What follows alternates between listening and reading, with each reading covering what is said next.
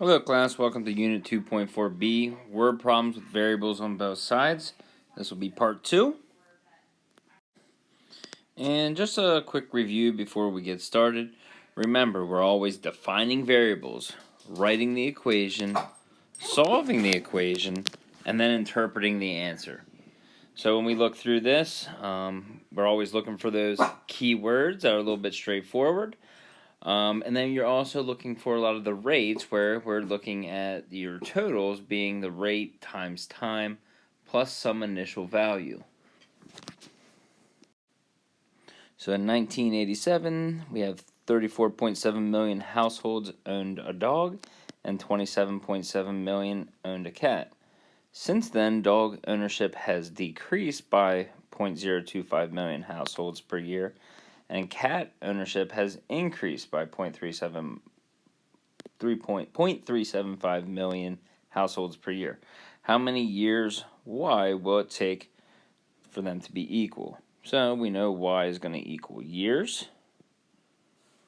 So if we go back and look at what's happening, we want to figure out when do our dogs equal the cats population.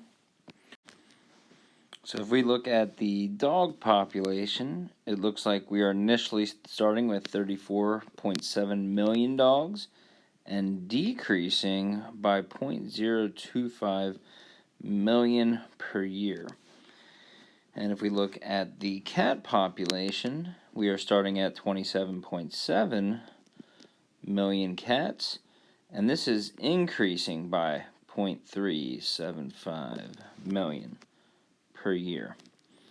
So if we start solving, looks like it'd probably be easiest to start by adding the 0.025y to both sides, and that's going to leave us with 34.7 equal to 27.7 plus, that is a plus symbol there, so that is plus 0.400y. So we'll just drop those zeros. If we subtract 27.7 from both sides, that is going to leave us with 7 equals 0.4y. And if we divide both sides by 0.4, that is going to leave us with y equaling 17.5 years. So we've got a little time for the cats to take over the dogs. Example 2.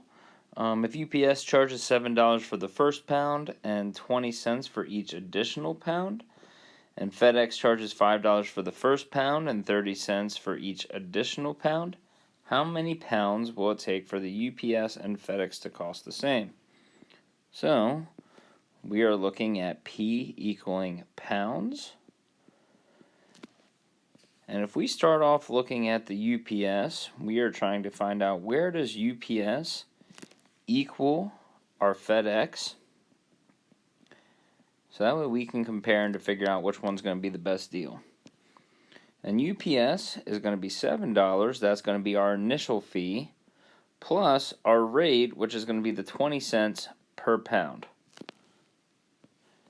If we're looking at FedEx, they charge $5 as their initial fee, and they are charging 30 cents per pound as their rate.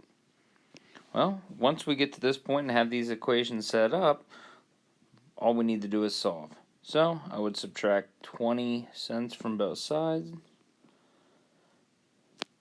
leaving us with 7 equals 5 plus 10p.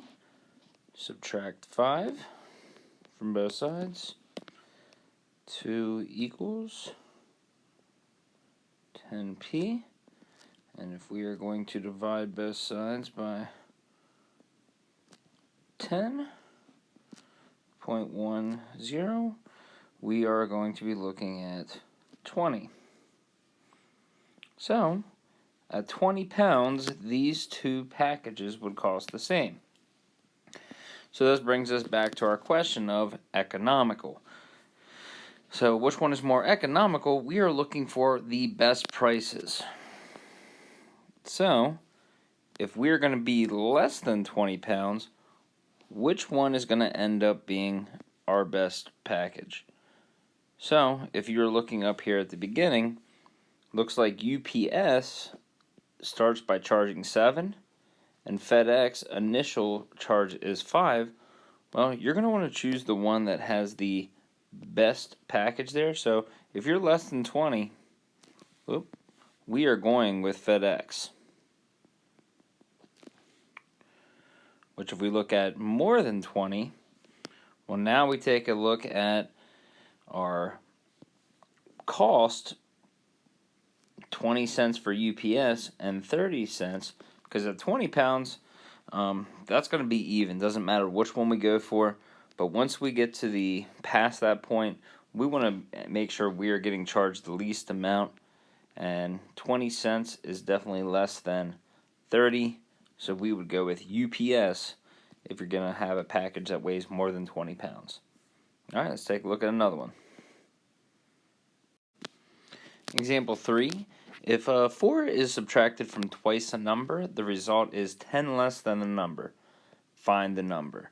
So if we're finding the number, that means we are looking for, maybe just call that n equals a number. Now if we're looking at this first part, 4 is subtracted from twice a number. Well, first of all, twice a number is 2 times n. And if you are subtracting from it, that means we need to have the 2n minus 4. Is equal. And if we are looking 10 less than the number, again, we are taking 10 from the number. So n minus 10. It is important that we are not writing 10 minus n or 4 minus 2n. And once we get that equation set up, we can solve. Subtract n from both sides. N minus 4 equals negative 10.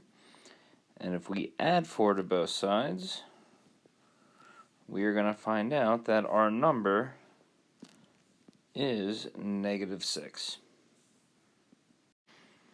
Okay, let's take some time to practice these couple equations and from word problems on practice 2.4b. All right, good luck.